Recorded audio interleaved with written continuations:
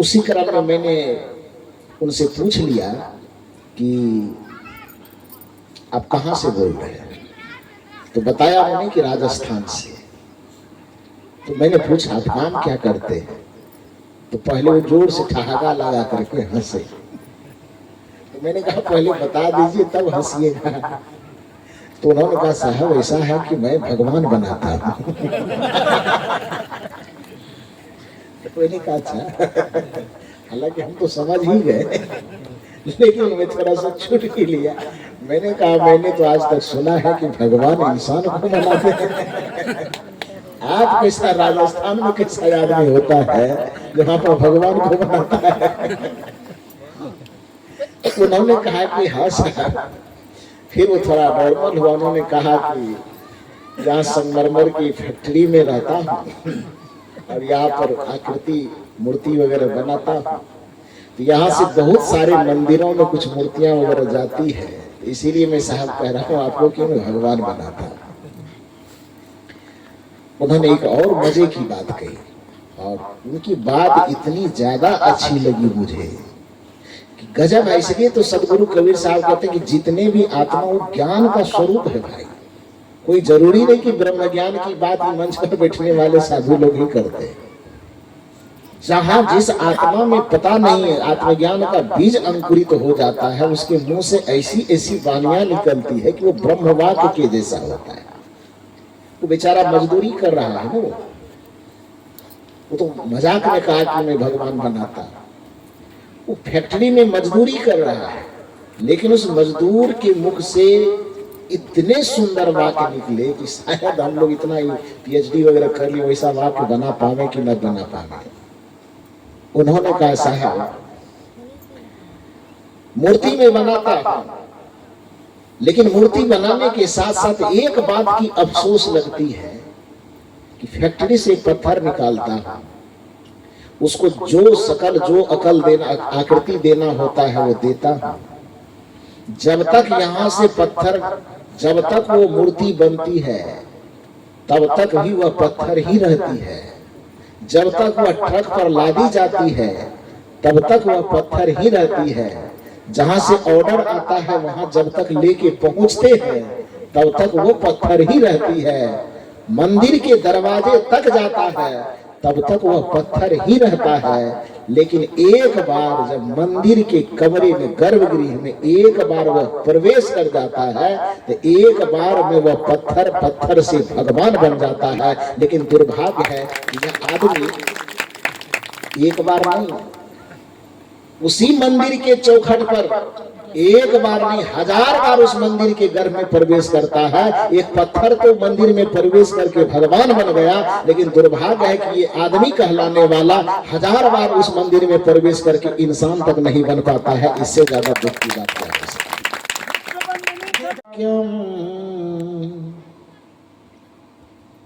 मोक्षमूलम गुरुर कृपा नहीं सत्यात परम ज्ञानम नास्ति तत्वं गुरु परम यस्मात् परतरं नास्ति तस्मै श्री गुरुवे नमः। तस्मै श्री गुरुवे नमः। तस्मै श्री गुरुवे नमः। मेरे व्यवहारिक एवं पारमार्थिक जीवन के प्रबल प्रेरणा स्रोत परमाराध्य परम पूज्य सदगुरुदेव जी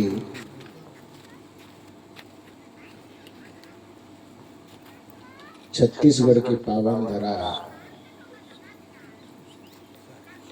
के अंतर्गत महासमुंद जिला के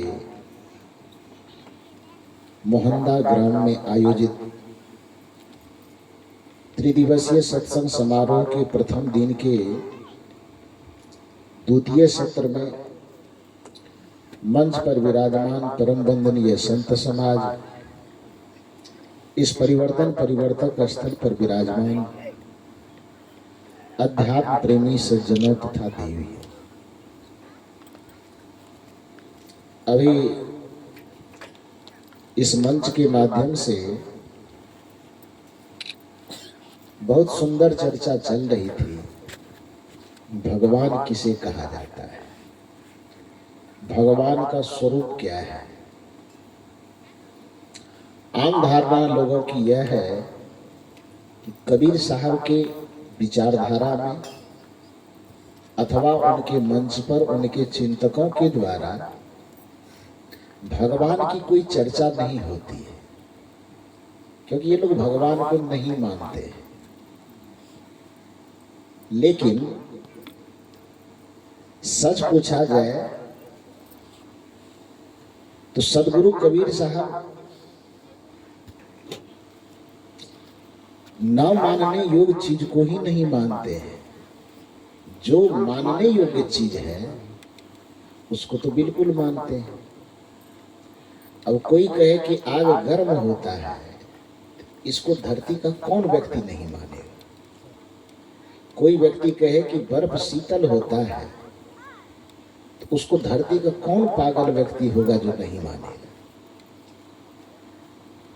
कोई कहे कि सूर्य प्रकाश से भरा हुआ है, तो धरती का कौन व्यक्ति इस बात को नहीं मानेगा। केवल अंधा जो होगा वो नहीं मानेगा। बाकी आंख जिसके भी पास हो, चाहे हिंदू हो कि मुसलमान हो कि सिख हो कि ईसाई हो, निर्गुणवादी हो कि सगुणवादी हो, कि रामानंदी हो कि कबीरपंथी हो कि और कोई हो, धरती का कोई भी मनुष्य होगा तो सूर्य प्रकाश से आप्लावित है, इसको कौन नहीं मानेगा। सब मानेगा। वायु शीतल होता है, पानी शीतल होता है, पृथ्वी कठोर होती, कौन नहीं मानेगा। सबको मानना पड़ेगा और सब मानता भी है।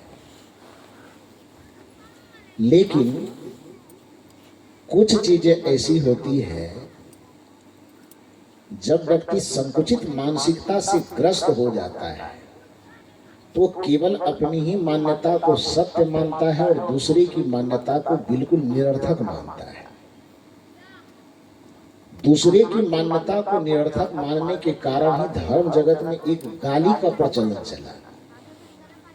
जो हमारे विचारधारा के अनुकूल न हो उसको एक कोमल गाली दी गई, कठोर गाली नहीं दी गई, कोमल गाली दी गई, नास्तिक कह करके।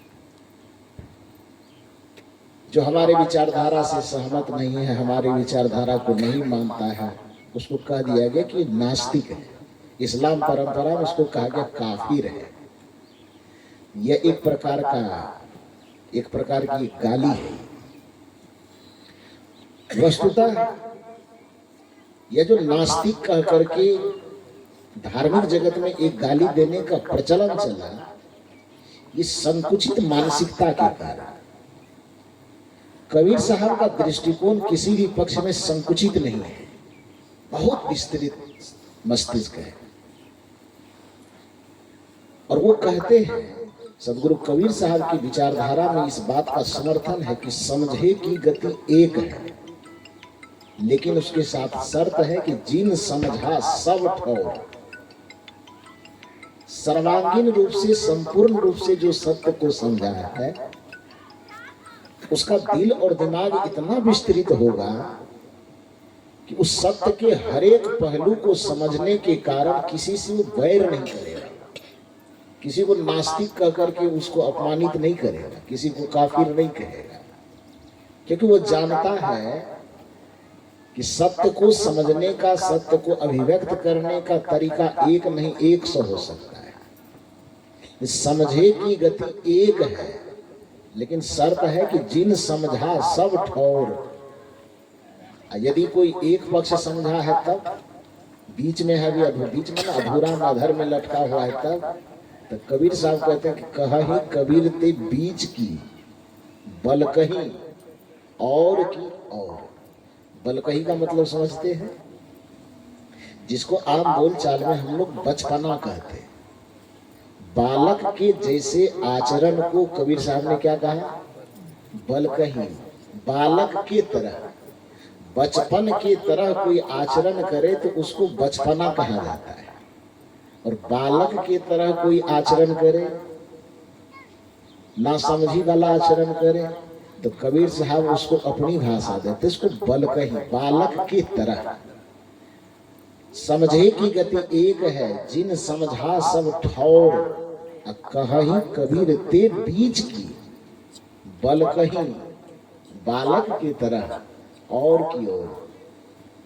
थोड़ा इधर की बात, थोड़ा उधर की बात करते हैं। सत्य को सर्वांगीण रूप से समझने के लिए व्यक्ति को निष्पक्ष होना पड़ता है। वो परंपरा से मुक्त हो, प्रथा से मुक्त हो, उसका दिल दिमाग एकदम निश्चल हो, निर्मल हो, बेलाग हो, बेलपेट हो, किसी परंपरा में धंसा हुआ ना हो, किसी परंपरा के प्रति नफरत न हो।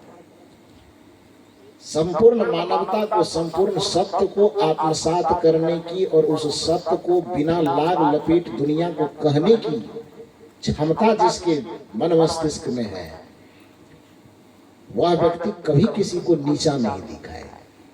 वही सत्य को सर्वांगीण रूप से समझ भी सकता है और सत्य को अभिव्यक्त भी कर सकता है। तो कबीर साहब के दृष्टिकोण में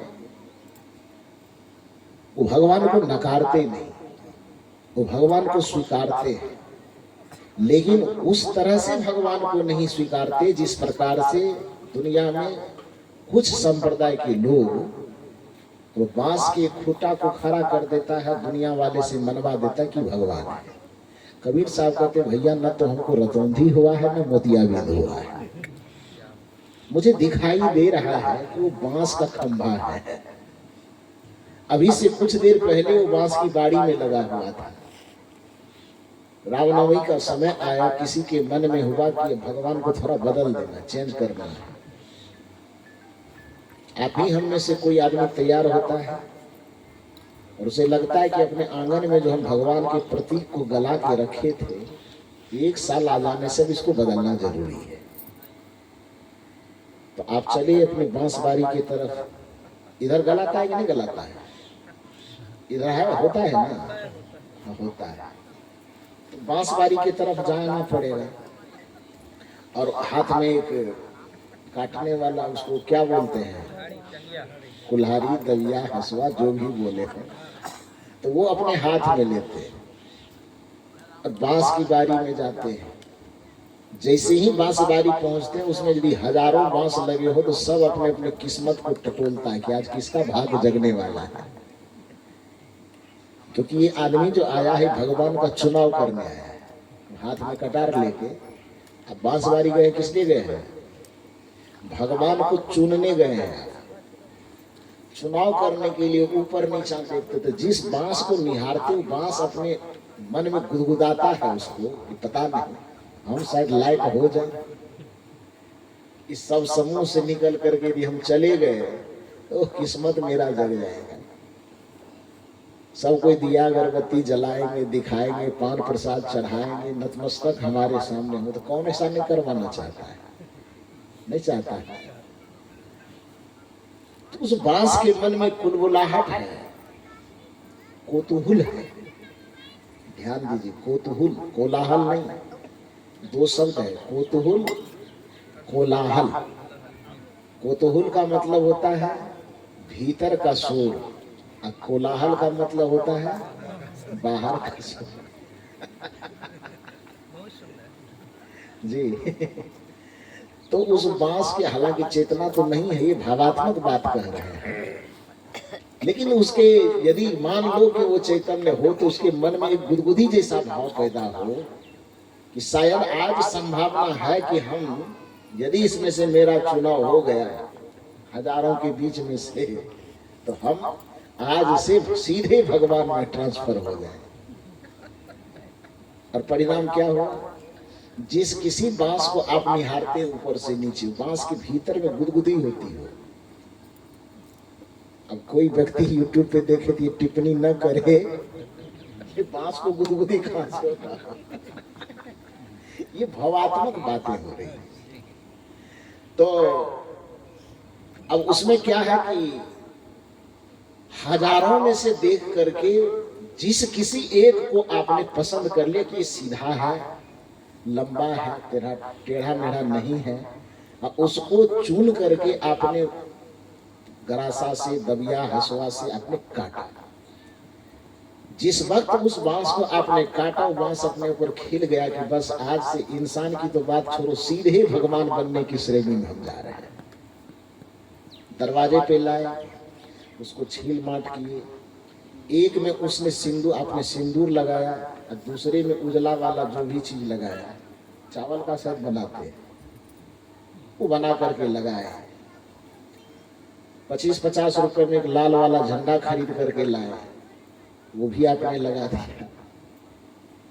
और शाम के वक्त होते होते, दोपहर होते होते, अभी सुबह तक जो बांस के बारी में खड़ा होकर के पक्षी के बैठने का वो आश्रय स्थल बना हुआ था, कौवा, मैना, तोता, कबूतर, जो भी पक्षी जाता हो, सुबह तक जो किसी पक्षी के बैठने का आश्रय स्थल बना हुआ था, उस बांस को आपने चुन करके लाया, दरवाजे पर छीला, बांटा, उसको सिंदूर और उजला वाला चावल उसमें लगाया, और 25 रुपए का उसमें कपड़ा बांधा, संकल्प लिए एक हाथ मिट्टी खाने, और वहां जाकर के वो संकल्प लेकर के गला दिए। 12 घंटा के अंदर क्या हो गया वो?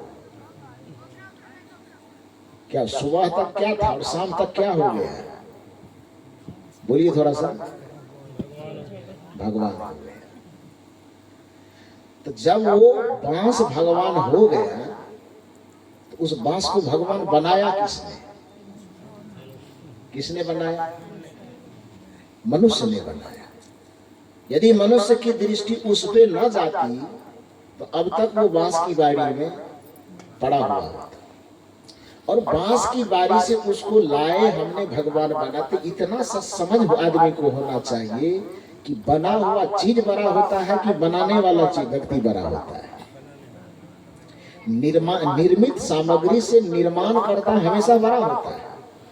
इसलिए बच्चे के पिता को जो बड़ा भगवान का दर्जा दिया जाता है, क्यों दिया जाता है? माता और पिता को भगवान के तुल्य माना जाता है। क्यों? क्योंकि माता और पिता उस बच्चे के निर्माण करता है, निर्माण किया है उसने। तो निर्मित हुई सामग्री से निर्माण करने वाला हमेशा श्रेष्ठ होता है। उस बांस को भगवान का दर्जा दिया किसने? एक पत्थर खदान में पड़ा हुआ है, उस पत्थर को खदान से निकाल करके उसके सीने पर पैर रख करके छेनी हथौड़ी का प्रयोग करते करते करते करते एक आकृति दे दिया हमने, दुर्गा का, काली का, गणेश का इत्यादि कोई भी रूप दे दिए, और उस रूप को ला करके हमने मंदिर में प्रतिष्ठित कर दिया। यदि उस पर एक मनुष्य की दृष्टि न जाती तो खदान से मंदिर तक पहुंचता कैसे है? तो खदान से मंदिर तक लाने का जो श्रेय है वो किसको है? एक मनुष्य को है। राजस्थान से एक बार फोन आया, YouTube पर कोई प्रवचन देखा होगा, तो हालांकि मैं राजस्थान कभी जाने का मौका नहीं लगा है, कार्यक्रम की सूचना आई लेकिन कुछ वजह से नहीं जा पाया। हो सकता है कि इस साल जाना हो।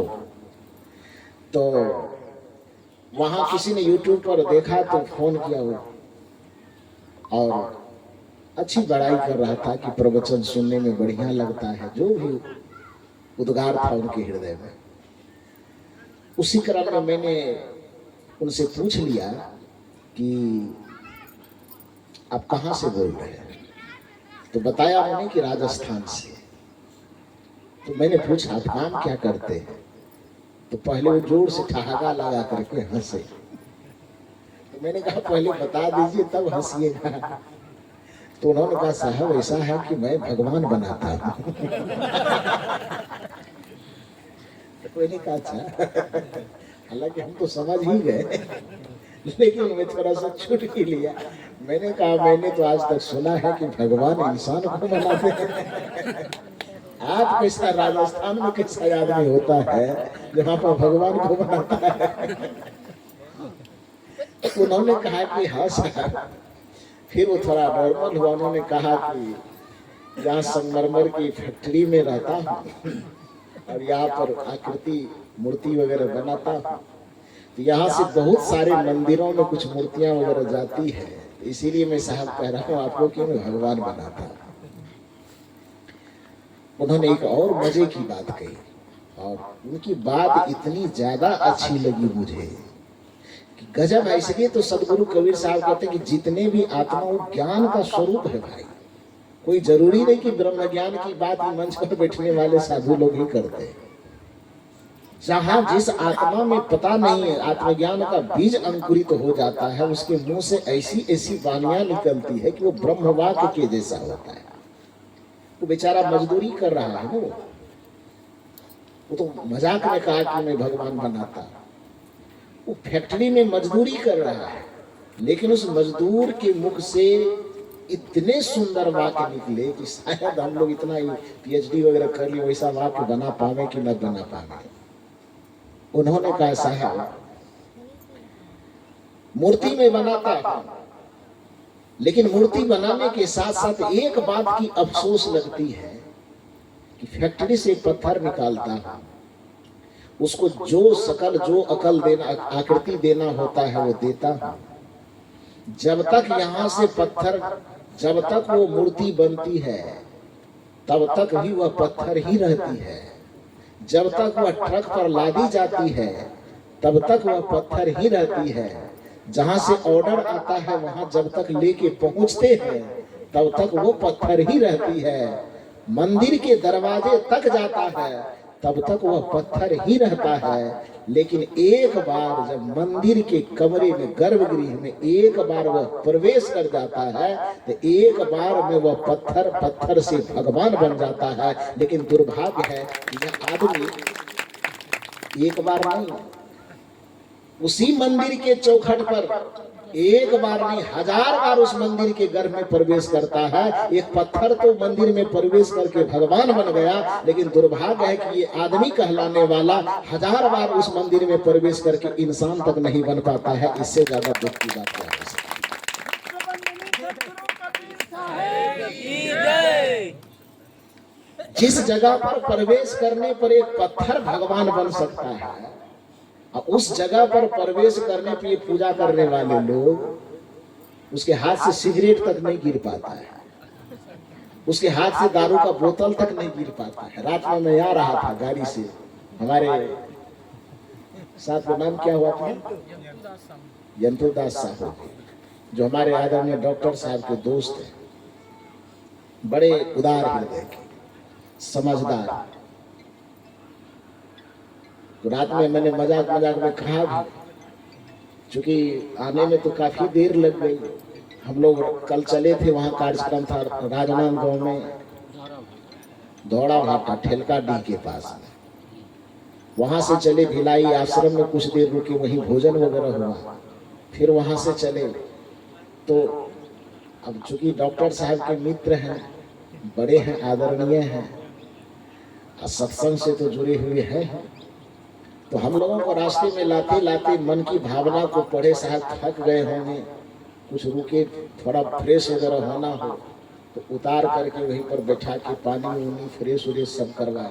तो जैसे डॉक्टर साहब के यहाँ, डॉक्टर साहब कहते हैं कि साहब फ्रेश वगैरह होना है,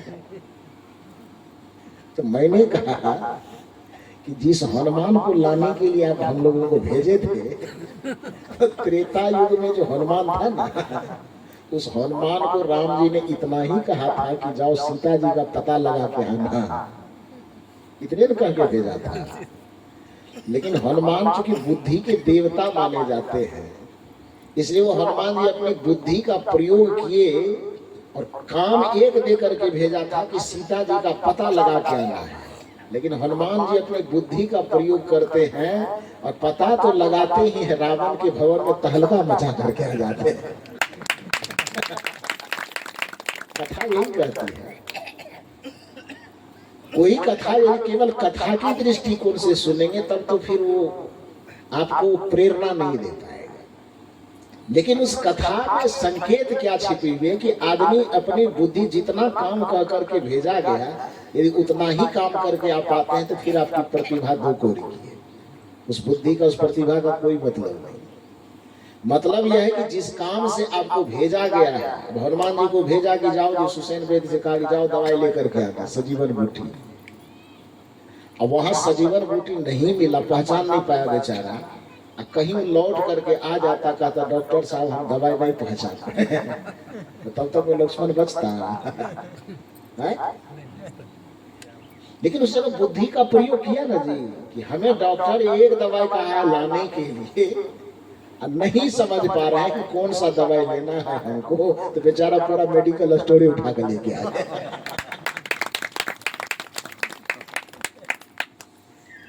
ये कहानी यह नहीं कहती कि आप ये पहाड़ उठा लीजिए, ये कहानी यह कहती है कि जिस किसी उद्देश्य को देकर के कहीं आपको भेजा गया है, उस उद्देश्य से जुड़ी हुई जितनी बातें हो सकती है, यदि आपको एक काम कहा गया और उससे जुड़ी हुई 100 बातें हो सकती है, तो उन सब कामों को आप निपटा करके आने की कोशिश कीजिए।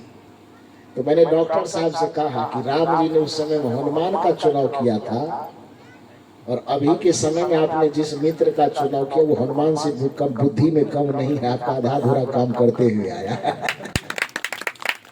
बड़ा सुंदर से एक बार उनके लिए जोरदार ताली बजा करते हुए। तो रात में ला रहे थे, लाने के क्रम में मैंने देखा कि 10-15 महिलाएं गुलाब वाला साड़ी पहन करके हाथ में डंडा लिए आगे से गुजर रही थी। तो मैंने उनसे पूछा ये लोग कौन है, तो उनको हंसी आई, और हंसते हंसते उन्होंने कहा साहब ये लोग लोकल कमांडो है। मैंने कहा सो का है, हम लोगों को भी कुछ कहेगा क्या? कहा नहीं कहता, यहाँ के पंचायत स्तर पर इन लोगों को मिली हुई है, ड्यूटी मिली हुई कि आप सड़क सड़क गांव गांव घूमिए, ताकि कोई दारू पालो पीने वाला मिल जाए तो उसका स्वागत बढ़िया से कर दीजिए। सोचिए ये कितनी बड़ी विडंबना है कि जिस जगह पर 33 करोड़ देवता, पता नहीं पुराना जनगणना के अनुसार 33 करोड़ गिना जा रहा है, नया जनगणना हो जाए देवताओं का। आदमी का जनसंख्या अब आजादी के समय में 33 करोड़ आदमी की जनसंख्या थी 1947 के आसपास। 33 करोड़ भारतीयों की जनसंख्या थी, और आज आजादी के लगभग 75 वर्ष गुजर जाने के बाद हमारी जनसंख्या 33 करोड़ है। तब चीन को भी हम लोग पछाड़ दिए, और चीन में पछाड़ना था दूसरी चीज में, लेकिन दूसरी चीज में न पछाड़ पाए, जनसंख्या के मामले में उसको पछाड़ दिए। आज हम चीन से हम आगे हो गए जनसंख्या के दृष्टिकोण से। तो जिस जगह पर आज से 75 वर्ष पहले मात्र 33 करोड़ थे आप, आज उस जगह पर आपकी जनसंख्या इतनी बढ़ी कि कितना हो गए, लगभग 150 करोड़ के आसपास हो गए ना। तो आदमी की जनसंख्या 33 से बढ़ करके 150 करोड़ पहुंच गया, तो देवता उतने पे टिका होगा। उसका खानदान नहीं बढ़ा होगा क्या? तो पुरानी जनसंख्या के जनगणना के आधार पर कहने शायद इसीलिए मजबूरन 33 करोड़ ही कहना पड़ता है। लेकिन अभी अब आदमी की जनगणना जिस तरह से हो रही है, देवताओं की भी हो जाए तो मेरे समझ से वो ही बढ़ करके 66 करोड़ हो गया।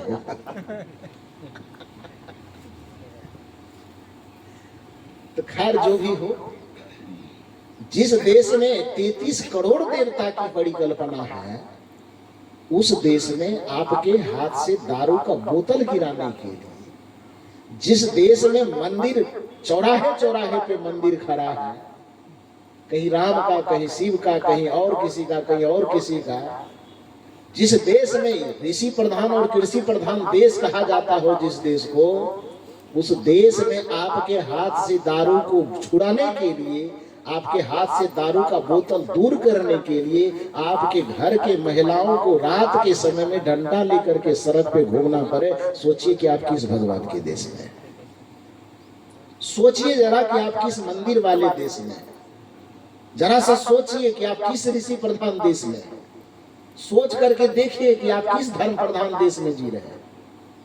इस मकसद से, इस दृष्टिकोण से उस खदान में काम करने वाले उस मूर्तिकार की बात पर मुझे बड़ा एकदम क्या कहिए कि मैं झूम गया कि इतनी अच्छी बात एक काम करने वाला कारीगर कह सकता है जो वेद की ऋचाओं से एकदम तालमेल खाता है। उन्होंने कहा कि एक पत्थर हमारी खदान से निकल करके जब तक मंदिर के चौखट तक जाता है तब तक वह पत्थर ही रहता है, लेकिन जिस दिन एक बार वह मंदिर में प्रवेश करता वो भगवान बन जाता। लेकिन दुर्भाग्य की बात है उसी मंदिर में यह आदमी नाम का प्राणी हजारों बार प्रवेश करता है फिर भी वह इंसान नहीं बन पाता। ये सबसे बड़े दुख की बात है। कदाचित यदि उस जगह पर प्रवेश करने के बाद आप में इंसानियत उतर जाती तो उस मंदिर की उपयोगिता और बढ़ जाती। फिर कबीर साहब को उस मंदिर के से शिकायत नहीं करना पड़ता, फिर कबीर साहब को यह नहीं कहना पड़ता कि मंदिर की कोई आवश्यकता नहीं। और यदि यह कबीर साहब कहते हैं कि मंदिर की कोई आवश्यकता नहीं तो यह मंदिर की निंदा नहीं है बल्कि मंदिर पर व्यंग्य है। आपको यदि व्यंग्य में और निंदा में अंतर समझ में नहीं आता है तो एक उदाहरण मैं आपको बताता हूं। मान लीजिए कि आप अपने बच्चे को किसी शिक्षक के पास पढ़ने के लिए दिए। उद्देश्य क्या था आपका कि बच्चा अबोध से बोधवान हो जाए, इसमें शिक्षा के प्रति जागृति आ जाए, ललक आ जाए, पढ़ने लगे। 6 महीना लगातार बच्चे को शिक्षक के पास भेजने के बाद भी 6 महीना तक पैकेट से फीस भरने के बाद भी सारी मेहनत जो उस बच्चे के पीछे हो सकता है वो सारी मेहनत करने के बाद भी यदि उस बच्चे के अंदर अक्षर का बोध नहीं आ रहा है, पढ़ने के प्रति ललक नहीं जग रही है, तो बताइए कि आप गार्जियन होने के नाते क्या कहेंगे? बच्चे को कहेंगे कि कल से जाना बंद करो। टीचर के पास जाकर के क्या होगा? पैसा भी बढ़ रहे हैं, समय भी जा रहा है, सब चीज जा रहा है, और जो जिस उद्देश्य से भेज रहे उद्देश्य पूरा नहीं हो रहा है। तो यदि आप उस शिक्षक के पास से अपने बच्चे को हटाना चाहते हैं तो ये शिक्षक की शिक्षा पर व्यंग्य है कि नहीं? जिस उद्देश्य से उस बच्चे को हम वहां भेज रहे कदाचित वह उद्देश्य पूरा होता तो दुनिया का कोई भी गार्जियन अपने बच्चे को शिक्षक से क्यों हटाना चाहेगा? यदि आपको रोग लगा है और आप किसी डॉक्टर के पास जाते हैं, फीस भरते हैं, वो जो पथ्य बतलाता है उसको दिन रात आप टेबलेट, ये आधा टेबलेट दिन में खाओ, दोपहर खाओ, शाम खाओ, उसके बताए निर्देश के अनुसार हर एक काम हम करने के लिए तैयार हैं। फीस भी भर रहे हैं, दवा भी लगातार खा रहे हैं, 6 महीना इलाज करवाने के बावजूद भी रोग ठीक नहीं हो रहा है, तो खाने में जो दवाई खा रहा है, पैसा भर रहा है, उसका मन क्या करेगा? बताइए थोड़ा सा। उसका मन करेगा ना, झुंझला करके लास्ट में उसको कहना पड़ेगा भाई नहीं जाएंगे उस डॉक्टर के पास, कोई फायदा नहीं होता है, पैसा भी देते हैं, समय भी जाता है, दवाई भी खानी पड़ती है एकदम नियम के अनुसार, फिर भी कोई फायदा नहीं होता, क्यों जाएगा? तो जैसे एक समझदार व्यक्ति होने के नाते डॉक्टर के पास जाने का मकसद डॉक्टर से रिलेशन जोड़ना नहीं है, बल्कि डॉक्टर के पास जाने का मतलब रोग से निदान होना है। यदि रोग का निदान होता है तो डॉक्टर ठीक है, और रोग का निदान नहीं होता तो डॉक्टर खराब है। सीधी सी बात है कि उसके पास नहीं जाना। एक टीचर के पास हम अपने बच्चे को पढ़ने देते हैं, यदि बच्चे में शिक्षा के प्रति ललक जग रही है तो शिक्षक बढ़िया है, और यदि उसके माध्यम से हमारे बच्चे में शिक्षा के प्रति आकर्षण नहीं जग रहा है तो पैसा वहां व्यर्थ का फेंकने की जरूरत नहीं है। कोई भी गार्जियन कहेगा हमारे बच्चे ना जाए। तो जब इस दुनिया में मंदिर की स्थापना की गई तो मंदिर बनाने का कुछ उद्देश्य रहा होगा कि नहीं रहा? बिना उद्देश्य का तो कोई आदमी कुछ नहीं करता है। मंदिर बना होगा तो मंदिर बनाने का उद्देश्य जरूर होगा कि यहाँ पर लोग जाए तो कुछ प्रेरणा ले सके, बुराई से दूर होने का प्रेरणा, कुशल से दूर होने का प्रेरणा, कुविचार से दूर होने का प्रेरणा, और न जाने कितने मानवीय सद्गुणों की प्रेरणा यहाँ से। जैसे कि अभी बता रहे थे श्री यतीन्द्र साहब जी कि आप एक मूर्ति के सामने जाइए तो उसकी सौम्यता को देखिए, उनकी मुस्कुराहट को देखिए, वह मूर्ति बनने से पहले जिस समय रहा होगा तो उन्होंने जैसा जैसा कर्म किया होगा, उस कर्म को, उस चरित्र को देखिए और उस कर्म और चरित्र को अपने जीवन में उतारने का प्रयास कीजिए। इसी प्रेरणा के लिए वो मंदिर बनाया गया होगा। लेकिन राम के मंदिर में जाने के बाद भी जो राम अयोध्यापति दशरथ के पुत्र राम से मर्यादा पुरुषोत्तम श्री राम बन गए, तो बना क्यों? माता पिता और गुरुजनों का निरंतर वंदन करने के कारण।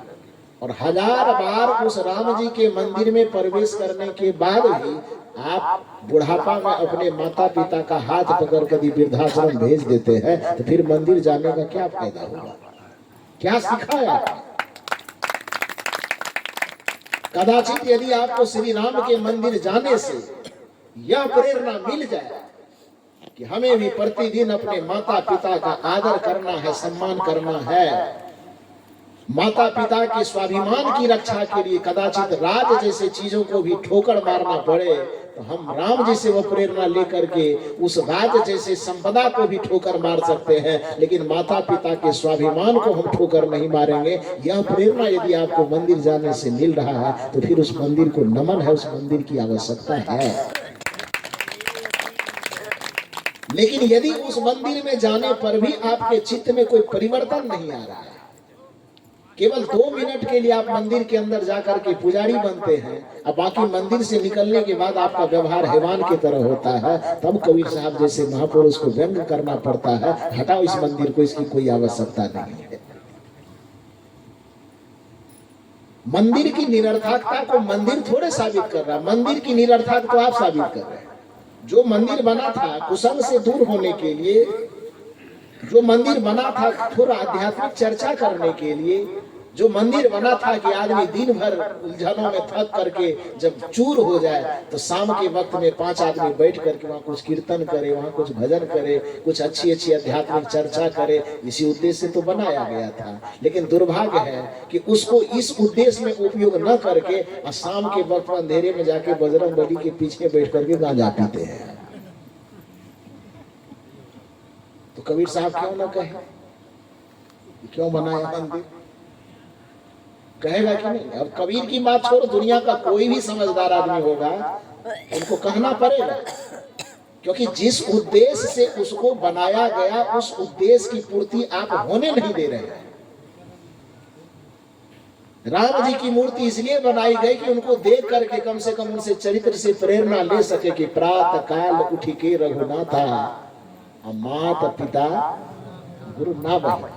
ये काम तो आपने किया नहीं, बस केवल फूल चढ़ा दिए, अगरबत्ती दिखा दिए, समझ ले कि पूजा हो गई। एक पूजा करने वाला व्यक्ति जब मंदिर जाता है, एक भजन में आता है, मैं तो मंदिर गया पूजा आरती की, पूजा करते ही मन में ख्याल आ गया।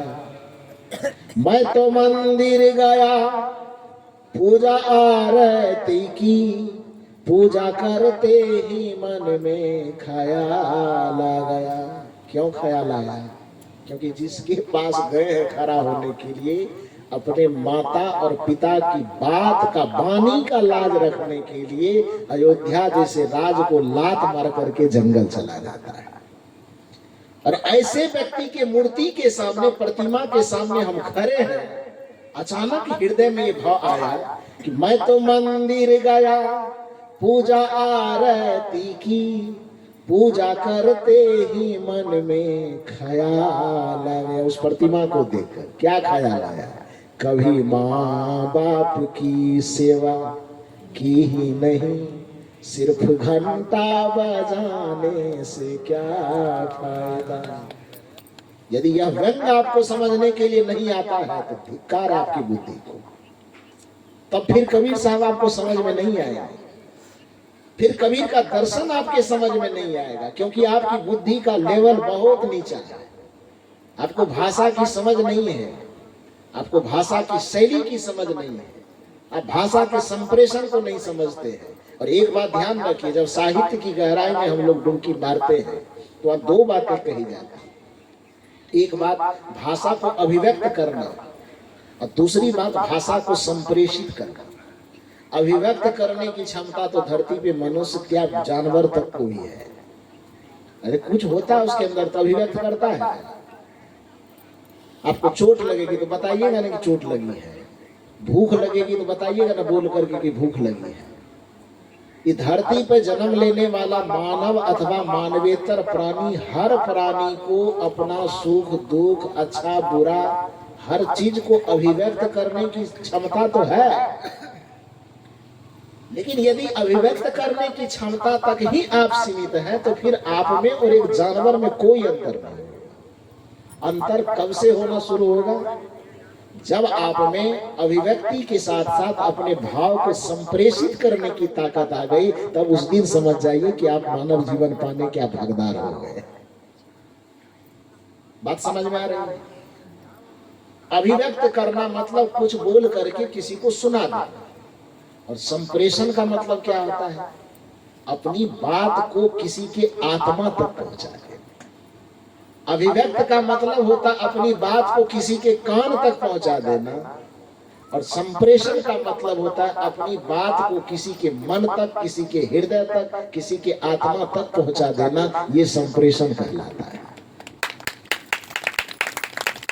अभिव्यक्ति की क्षमता दुनिया में हर एक व्यक्ति, बच्चे के पास भूख लगेगी तो चचियाएगा, रोएगा, चिल्लाएगा, तो अभिव्यक्त तो कर ही रहा है ना वो कि हमको भूख लगी है, खाना दीजिए। संप्रेषण की कला नहीं होने के कारण आज पति पत्नी में जो विवाद देखा जाता है, सास बहू में जो विवाद देखा जाता है, बाप बेटे में नहीं बनता है। क्यों नहीं बनता? पीछे का वजह सिर्फ इतना है कि हम कहना कुछ और चाहते हैं, वो समझता कुछ और। हम बोलते हैं कुछ और, वो समझता है कुछ और। हम करते हैं कुछ और, वो समझता है कुछ और। क्यों? क्योंकि हमारे जीवन का जो चिंतन शैली है वो अभिव्यक्ति तक है। अभिव्यक्ति को देख रहा है, लेकिन अपने भाव के संप्रेषण को हम उनके दिल दिमाग तक नहीं पहुंचा पा रहे हैं, जिसके कारण से रिश्तों में ये बवंडर होते रहते हैं, समझ नहीं पाता है। लेकिन आपकी चेतना इतनी विकसित हो सके। कबीर साहब कहते हैं कि यदि हमको समझना हो तो कबीर साहब कहते हैं तुम्हें हंस बनना पड़ेगा, क्योंकि हंसन की गति हंस ही जाने, क्या जाने कोई काग। तो कौवा बन करके तू हंस की भाषा समझना चाहेगा तो कैसे होगा? हंस की भाषा समझने के तो लिए तुम्हें हंस के लेवल पे आना पड़ेगा।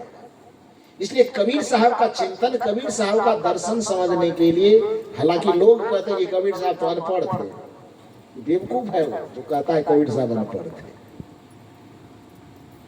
जिस भाषा को आज आप बोल रहे हो उस भाषा को पैदा करने वाले कबीर साहब है। गजब करते हो यार, तू कहते हो अनपढ़ है। उस भाषा को रट करके तू कहता है कि हम विद्वान हैं, और उस भाषा को कबीर साहब जैसे महापुरुषों ने पैदा किया है, उत्पन्न किया है। क्योंकि जिस भाषा को जिस रूप में आज आप और हम बोल रहे हैं, भाषा ऐसी थी नहीं ना जी। भाषा के कम से कम 6 संस्करण हुए। संस्करण समझते हैं? संशोधन। जैसे संविधान बनता है या कोई नियम बनता है, उसमें गड़बड़ी नजर आ जाती है तो उसको संशोधित करते हैं। तो आज जो भाषा, जिस भाषा को आप और हम अभी बोल रहे हैं, इस भाषा के कम से कम कितनी बार संशोधन हो चुके? 6 बार। मूल भाषा, मौलिक भाषा जो पहली थी यहाँ पर, वो क्या थी? संस्कृत थी। और संस्कृत में भी वैदिक संस्कृत। वैदिक संस्कृति को, संस्कृत को सब बोल नहीं पाते थे, बड़ा क्लिष्ट व्याकरण था उसका। तो वैदिक संस्कृत का सबसे पहला संस्करण हुआ जिसको लौकिक संस्कृत कहा गया। क्या कहा गया? लौकिक संस्कृत, मतलब लोक में प्रचलित होने वाला संस्कृत। रामायण जो लिखा हुआ है, महाभारत जो लिखा हुआ है, वो वैदिक संस्कृत में नहीं लिखा हुआ है। वेद वाला संस्कृत यदि आपके सामने पलट करके रख दिया जाए तो हम लोगों का कभी कभी छक्का छूट जाता है भाई। इतने लंबे लंबे वाक्य होते हैं, उसका छंद मात्रा ऐसा होता है कि कभी कभी एक एक वाक्य को समझने में 2-2, 3-3 दिन माथा दर्द करता है। तो जब हम लोगों का ये हाल है तो सवाल लोगों के पास दे देगा तो उसका क्या हाल होगा? तो उस चीज को, माना मूल रूप में संस्कृत था, लेकिन संस्कृत में भी थोड़ा कठोर था, तो उस कठोर वाली स्थिति को वैदिक संस्कृत कहा गया। लेकिन भाषा तो चूंकि आम जनता के लिए होता है, तो उस वैदिक संस्कृति को थोड़ा सरल बनाने के लिए जो संस्कृत का रूप दिया गया उसको कहा गया लौकिक संस्कृत। क्या कहा गया? लौकिक संस्कृत। भगवान बुद्ध जब आए, भगवान महावीर जब आए, उन्होंने कहा कि भैया ये संस्कृत तो थोड़ा लोग समझता है, लेकिन अपने ज्ञान को, अपने सत्संग को, अपनी भक्ति को हमें आम जनता तक पहुंचाना है। तो आम जनता की जो भाषा ही नहीं है, तो ये थोड़े लोगों की भाषा को हम पूरे जनता तक कैसे पहुंचा पाएंगे? तो उन्होंने संस्कृत से परहेज कर दिया और भाषा का एक नया संस्करण उन्होंने किया और आम जनता की भाषा को उन्होंने पाली भाषा में कन्वर्ट कर दिया। पाली समझते हैं? नहीं समझते, कभी देखे नहीं तो कैसे समझिएगा। धम्पद वगैरह जो पढ़ते होंगे, धम्पद का ग्रंथ, हालांकि मूल ग्रंथ है त्रिपिटक, जैसे महाभारत बृहद ग्रंथ है और उस महाभारत के अंदर गीता छिपा हुआ है, लेकिन गीता इतना महत्वपूर्ण है कि उसको महाभारत से निकाल करके एक अलग ग्रंथ ही बना दिया गया गीता। गीता कोई मौलिक ग्रंथ नहीं है, वो महाभारत का पार्ट है, महाभारत का हिस्सा है। उसी प्रकार से भगवान बुद्ध की परंपरा में त्रिपिटक एक महान ग्रंथ है, विशाल ग्रंथ है, और उस त्रिपिटक के अंदर धम्पद है गीता की तरह। लेकिन वह इतना महत्वपूर्ण पाठ है कि लोगों ने, विद्वानों ने उनको उससे निकाल करके गीता की तरह एक अलग ग्रंथ उसको बना करके दुनिया के सामने पेश किया, जिसको धम्पद कहा जाता है। उन पुस्तकों को पढ़ेंगे तो भगवान बुद्ध, महावीर आदि के जो विचार हैं वो किस भाषा में है? पाली भाषा। आगे चल करके जब नाथ संप्रदाय, सिद्ध संप्रदाय का प्रचलन हुआ तो उन्होंने भी कहा भैया पाली से भी काम नहीं चलेगा, तब क्या करो, इसको प्राकृत में कन्वर्ट करो। तीसरा संशोधन। प्राकृत में कन्वर्ट होने के बाद में जब मैथिली, ये बिहार प्रदेश के मिथिलांचल इलाके में विद्यापति वगैरह हुए, जो शायद साहित्य में आप लोग कभी कभी पढ़ते होंगे, उन लोगों के जमाने में उन्होंने कहा नहीं, इसको भी और थोड़ा सा अपभ्रंश में लाए। सिद्ध संप्रदाय के भी कुछ विद्वानों ने अपभ्रंश में उसको लाया, और अपभ्रंश में आने के बाद भाषा का ये चौथा संस्करण। अपभ्रंश से ही आगे चल करके अलग अलग क्षेत्रों में जब थोड़ा थोड़ा मनुष्यता का विकास हुआ, थोड़ा थोड़ा साहित्य सृजन की भावना जगी, तो अलग अलग क्षेत्रों में लोगों ने अलग अलग भाषा का गठन किया। आपके छत्तीसगढ़ी भी एक भाषा के अंतर्गत आता है। पूर्वी मागधी से 3 भाषा निकली, अवधी, ब्रज भाषा और छत्तीसगढ़ी। हम लोग जब प्रोफेसर वाला एग्जाम दे रहे थे तो उसमें मैंने इसको इस तरह से रटते थे, एबीसी करने में थोड़ा सा कोड माथा में अटता था, बैठता था। एबीसी, अवधी, ब्रज भाषा और सी से छत्तीसगढ़ी। तो एबीसी कहते थे तो दिमाग में अट जाता था। तो कहने का ये अर्थ है कि उसमें 3 प्रकार के जो अपभ्रंश के 3 शाखा निकले, षोडशेनी, मागधी और अर्धमागधी। अब ये मत समझिएगा कि व्याकरण क्यों पढ़ाना शुरू कर दिए, खैर इतना डिटेल में मैं नहीं ले जाऊंगा। मतलब मूल रूप से समझिए कि भाषा के जो 6 संस्करण है उसमें से 4 तत्व तो आपने देख लिया कि पहले संस्कृत, संस्कृत से पाली, प्राकृत, प्राकृत से अपभ्रंश, अपभ्रंश तक जब आप आए तो अपभ्रंश के बाद फिर भाषा का बहुत बंटवारा, जो आपको मथुरा वगैरह, वृंदावन वगैरह का जो क्षेत्र है उसमें ब्रज भाषा का ज्यादा प्रचलन हुआ, और आपका अयोध्या वगैरह का, कन्नौज वगैरह का, लखनऊ वगैरह का जो क्षेत्र है उसमें अवधी भाषा का ज्यादा प्रचलन हुआ, जिसके कारण से सूरदास जी उस इलाके में थे तो उन्होंने ब्रज भाषा में कविता की रचना की। श्री कृष्ण के जितने पद बनाए गए तो न संस्कृत में है, न अंग्रेजी में है, न हिंदी में, किस भाषा में है? ब्रज भाषा में। और रामचरितमानस किस भाषा में है? अवधी भाषा। हालांकि रामचरित मानस लिखे जाने से पहले अवधी भाषा बहुत प्रचलित हो गई।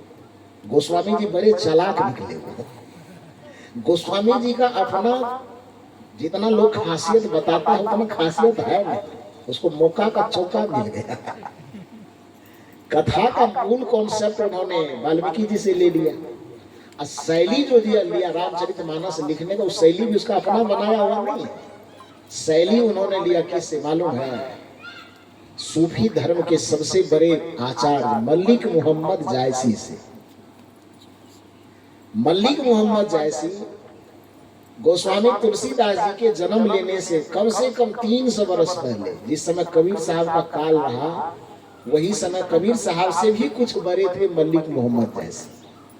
और गोस्वामी तुलसीदास जी के जन्म लेने से लगभग 300 वर्ष पहले मलिक मोहम्मद जायसी ने अवधी भाषा में पद्मावत नाम का ग्रंथ लिख डाला था। लेकिन वह पद्मावत ग्रंथ आज तक लोगों के सामने नहीं आया है, जिसके कारण से मेहनत किया हुआ था किसका? मलिक मोहम्मद जायसी का। अब नाम कमा लिया कौन? थोड़ा बोलिए बढ़िया से। तुलसीदास जी कमा लिए। जितना का जितना उसका सोरठा था, उनका छंद था, उनका दोहा की शैली, चौपाई की शैली, उस सारी की सारी शैली अवधी शैली का हम लोग से जब प्रश्न किया जाता है कि अवधी भाषा में लिखा गया सबसे पुराना ग्रंथ कौन है, तो उस जगह पर रामचरितमानस पे टिक मारने पर फेल कर जाएगा। उसमें पद्मावत कहना पड़ेगा। और खासियत यह है, पद्मावत जो आजकल फिल्म बना नहीं बना, पद्मावत बना ना, तब परीक्षा देने गए तो हम किताब पढ़ने से फिल्में देख लीजिए। हमको तो किताब पढ़ने में कौन माथा पच्ची करेगा। लेकिन फिल्म थोड़ा तो मॉडर्न तरीके से बनाया गया, लेकिन पुस्तक तो खैर पढ़ना ही पड़ेगा, क्योंकि उसकी धारणा अलग है। फिल्म तो खैर मनोरंजन के लिए बनता है, तो उसमें वो जो कहानी किताब में हो उतनी कहानी गहराई से इसमें नहीं दिया गया है। तो मूल रूप से अवधी शैली की जो प्रमुख ग्रंथ है, क्योंकि गोस्वामी जी ने रामचरितमानस को लिखा भी यदि अवधी भाषा में, तो उसको उन्होंने अवधी में कहा तो कि अवधी में लिखेंगे, लेकिन वह अवधी में लिख नहीं पाया, संस्कृत को उसमें और जगह दे दिया। अब बंदौ गुरुपद कंज कृपा सिंधु नर रूप हरि, इसमें कौन अवधी है? बंदौ ये संस्कृत का शब्द है, कृपा सिंधु ये संस्कृत का शब्द है, नर संस्कृत का शब्द है, हरि संस्कृत का शब्द है। तो शपथ तो खाया कि हम भाषा की अवधि में इसको ले जाएंगे, लेकिन संस्कृत वाला पार्टी था वो तो उस शपथ पे कायम नहीं रह सका। बहुत सारे संस्कृत के शब्दों को अवधि में पिरो दिया। मूल अवधी भाषा का कॉन्सेप्ट यदि दिया इस धरती को किसी ने, तो सबसे पहले किसने दिया? मलिक मोहम्मद जायसी ने, पद्मावत लिख करके। रामचरितमानस लिखने में गोस्वामी जी को सारा चीज बना बनाया मिल गया। कथा मिल गया वाल्मीकि जी से, और शैली मिल गया किससे? जायसी जी से। लिया और लिख करके राम जी की कथा का आधार बना करके कॉन्सेप्ट उधर, दोनों जगह से कॉन्सेप्ट, कथा का कॉन्सेप्ट वाल्मीकि जी से और शैली का कॉन्सेप्ट जायसी जी से, और ले करके बस लिख मारा और दुनिया के सामने आके चमक गया। बाप रे बाप, इतना बड़ा ग्रंथ दे दिया दुनिया को, पूछो मत। इतनी बड़ाई लूट लिए वो गोस्वामी जी, जितना बड़ाई लूटे उतनी बड़ाई के शायद हम लोगों की दृष्टि में उतना के हकदार वो नहीं है। खैर, तो मैं कहना क्या चाह रहा था कि अवधी भाषा और ब्रज भाषा आगे चल करके अवधी और ब्रज का जिस समय प्रचलन था, हिंदी की जो आज शुद्धतम शैली देखी जा रही है, उस हिंदी की उस जमाने में, जिस जमाने में ब्रज भाषा का अवधी भाषा का बोलबाला था, उस समय अवधी और ब्रज के किवाड़ को तोड़ करके उसके बीच आंगन में हिंदी को पैदा करने वाला इस धरती पे कोई महामानव हुआ, तो उस महामानव का नाम है संत सम्राट सदगुरु कबीर साहब। आज भी उनके बीच को देख लीजिए। यही कारण है कि कबीर साहब ने भारत के पूरे क्षेत्रों में, प्रांतों में, छत्तीसगढ़ में, बिहार में, उत्तर प्रदेश में देश विदेश हों फिरा, कबीर साहब ने कहा। देश विदेश के किसी भी इलाके में गया और वहां के जनमानस को उन्होंने समझा, और किसी एक ब्रज की या अवधि की वकालत उन्होंने नहीं किया। अपनी भाषा में पूरे देश की संस्कृति को समेटने का उन्होंने, छत्तीसगढ़ आया तो कुछ छत्तीसगढ़ की बातें, बिहार गया तो कुछ बिहार की बातें, बंगाल गया तो कुछ बंगाल की बातें, उत्तर प्रदेश में तो वो थे ही, तो वहां की बात तो रहना जरूरी ही है। देश के जिस कोने में गए वहां की भाषा का, लोक भाषा का प्रतिनिधित्व करते हुए सारी भाषाओं का समावेश करके जो हिंदी का पुराना स्वरूप हो सकता है, उस स्वरूप में हिंदी भाषा को इस धरती पर लाने का काम सबसे पहले सदगुरु कबीर साहब ने किया। तो जिस भाषा को पैदा ही उन्होंने किया, वो पैदा करने वाले को कहते हैं कि अनपढ़ है। पैदा करने वाला अनपढ़ हो गया और उसके 4 अक्षर को आज पढ़ करके समझते हो कि हमसे बड़ा विद्वान कोई नहीं है। कैसे समझ रहा है यार, कौन दृष्टिकोण से? दूसरी बात है, फिर उस हिंदी में संस्करण कहां से हुआ? जब 1800 कुछ ईस्वी में हिंदी के जगत में भारतेंदु हरिश्चंद्र का जन्म हुआ। नाम सुने हैं ना?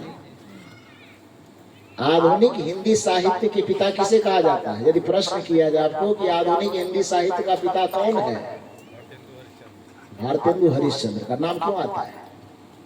क्योंकि जिस भाषा को बोल करके आप बड़े विद्वान कहलाते हैं, उत्पन्न तो किया कबीर साहब जैसे लोगों ने, उत्पन्न किया उधर अमीर खुसरो ने, बना करके मुखड़ियां बना करके, तो क्या कहते हैं उसको, पहेलियां बना करके, थोड़े थोड़े से शब्दों में हिंदी को उन लोगों ने उत्पन्न किया। अध्यात्म संत के जगत में कबीर साहब ने, और उधर कविता कवि की जगत में अमीर खुसरो। और उसके बाद आगे चल करके, लेकिन वो हिंदी तो इतना सीधा नहीं होगा जितना शुद्ध आज बोलते थे, ऐसा तो नहीं होगा, क्योंकि नया नया उत्पन्न हुआ है, तो अभी इतना संशोधित कैसे हो जाएगा?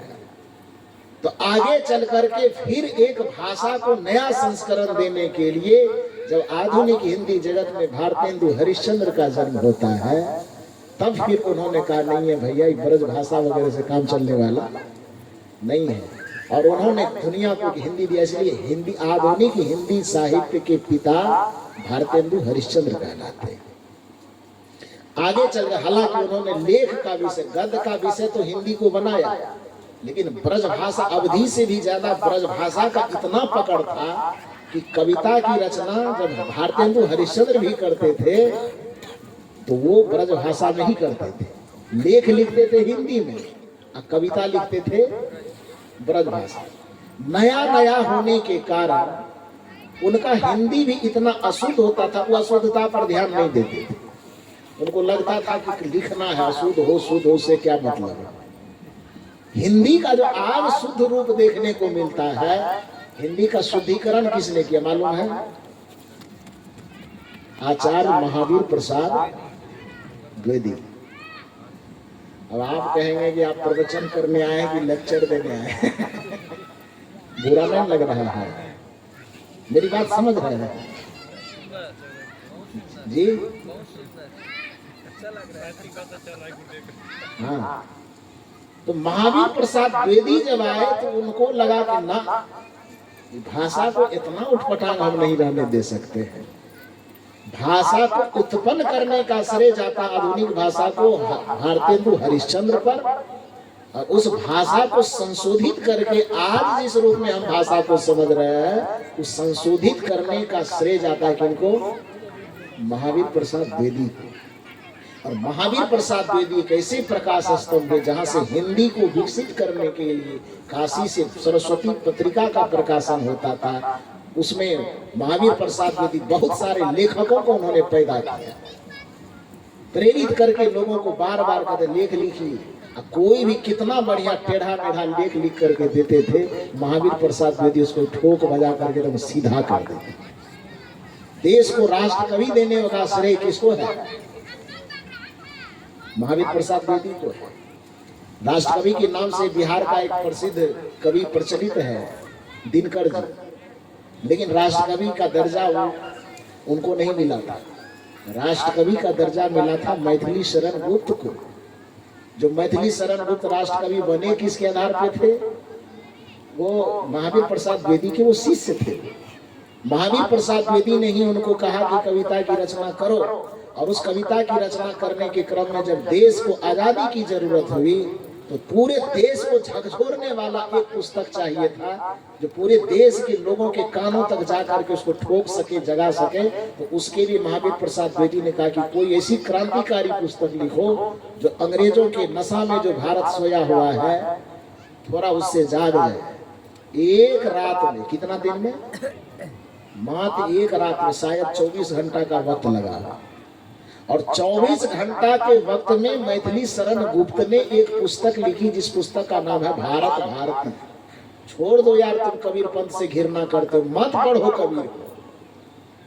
यदि तुमको कबीर साहब का दर्शन पढ़ना है, कबीर साहब के व्यंग को, कबीर साहब के पीड़ा को समझना है, और कबीर साहब से इतनी ही नफरत हो रही है, तो मैं निवेदन करता हूं कि कबीर साहब को थोड़ी दिन के लिए पढ़ना छोड़ दो। जाओ आप भारत के किसी भी पुस्तकालय में और मैथिली शरण गुप्त की लिखी हुई वह भारत भारती लेकर के एक बार आ जाए। उस भारत भारती में 3 खंडों में भारत का वर्णन किया गया है। ध्यान से सुनिए मेरी बात। 3 खंड में उस पुस्तक की रचना हुई है, जिस खंड का नाम है अतीत खंड, वर्तमान खंड और भविष्य खंड। वो तीनों खंडों में जो वर्णन है, अतीत खंड में वर्णन है कि हमारे भारत की पूर्व गौरव गाथा कैसी थी, मैंने हमारा भारत कैसा था, आध्यात्मिक दृष्टिकोण से कितना संपन्न था, क्यों इसको सोने की चिड़िया कहा जाता था, धार्मिक दृष्टिकोण से कितना संपन्न था, राजनीतिक दृष्टिकोण से कितना संपन्न था, चारित्रिक दृष्टिकोण से कितना संपन्न था, यहाँ गणित, भूगोल, विज्ञान कितना विकास था कि पूरी दुनिया के लोग यहाँ पर अपना मस्तक झुकाने आते थे और भारत को विश्व गुरु कह करके भारत के चरणों में अपना माथा टेकते थे। प्रथम खंड में उन्होंने ये दर्शाया है। अब वर्तमान खंड में जब प्रवेश कीजिएगा तो हमको लगता है कि मैथिली शरण गुप्त जी के अंदर में कबीर साहब की आत्मा घुस गई होगी। शायद कबीर साहब को लगता होगा कि हमारी भाषा से लोगों को चिढ़ है, हमारे नाम से चिढ़ है, तो हम एक अनुमान कर रहे हैं कि कबीर साहब की आत्मा मैथिली शरण गुप्त के हृदय में जाकर के बैठ गया होगा और कहा होगा कि लिखो, जो मैं कहना चाह रहा हूं सब चीज लिखो। भारत का वर्तमान खंड जब आप पढ़िएगा तो मंदिर, मस्जिद, पंडा, पुरोहित, तीर्थ, व्रत कितना लतार मारा है उसमें। कभी कभी तो मुझे आश्चर्य लगता है कि इतना पढ़े लिखे लोग जो प्रोफेसर बना हुआ है, डॉक्टर बना हुआ, इंजीनियर बना, क्या यार कभी पढ़ा नहीं होगा? वो पढ़ा तो होगा ना। उतने व्यंग, करारा व्यंग पढ़ने के बावजूद केवल कबीर साहब की आलोचना ही लोग क्यों करते? कबीर साहब को ही नास्तिक क्यों कहते हैं? कबीर साहब मंदिर की निंदा, मंदिर की शिकायत करने के कारण कहते हैं कि कबीर धर्म विरोधी है। थोड़ा यदि वो मैथिली शरण गुप्त की पुस्तक पढ़ लेना, जिसको राष्ट्र कवि कहा जाता है। 3 खंडों में उस पुस्तक की रचना है। पहला खंड भारत का अतीत, दूसरा खंड भारत का वर्तमान, तीसरा खंड भारत का भविष्य। अतीत खंड में भारत की जो गुण गाथा है उसका वर्णन है। वर्तमान खंड में भारत में जितना धर्म के नाम पे, तीर्थ के नाम पे, व्रत के नाम पे अनाचार फैला हुआ है, लूट खसोट, पाखंड, अंधविश्वास का जितना जंजाल है, उस सारे जंजाल का वर्णन भारत के वर्तमान खंड में है। बड़ी चिंता उसमें व्यक्त किया उन्होंने कि है दुर्दशा भारत की देखी न जाएगी। भारत की जो आज दुर्दशा है, राजनीतिक जगत से, धार्मिक दृष्टिकोण से, आध्यात्मिक दृष्टिकोण से, पाखंड में, कर्मकांड में, पूजा में, पाठ में, जिस तरह से लोगों को उलझा करके भाग्य और भगवानवाद पर आश्रित करके आदमी को पुरुषार्थवाद से दूर हटाने की साजिश चलती है, उन सभी साजिशों का वर्णन उसके वर्तमान खंड में है। और फिर जब भारत का भविष्य खंड लिखा गया तो उसमें मैथिली शरण गुप्त ने अपनी बुद्धिमत्ता और प्रतिभा का प्रयोग करते हुए भारत को यह रास्ता दिखाया है कि इस पाखंड से मुक्त होकर के भारत को पुनः कैसे विश्व गुरु बनाया जा सकता है। इसका रास्ता उसके अति भविष्य खंड में दिखाया गया है। और जब भारत भारती नाम की पुस्तक कितना देर में लिखा है? 24 घंटे के अंदर और वह पुस्तक इतना प्रचलित हुआ कि एकदम जंगल में लगे आग की तरह एक दिन में वह पुस्तक लगभग 1 से 1.25 लाख प्रति बिक गई। कितना दिन में? 24 घंटे में लिखी गई, फिर उसको बहुत जल्द छपवाई गई। और सोचिए कि देश के लिए वह कितना आवश्यक रहा होगा उस समय में, जिस समय में देश गुलाम था। तब उस समय में उस गुलामी के मामले में आजादी की लहर फैलाने के लिए उस पुस्तक को जब लोगों के बीच में लाया गया तो एक दिन में लगभग वो 1 से 1.25 लाख प्रति बिक गई।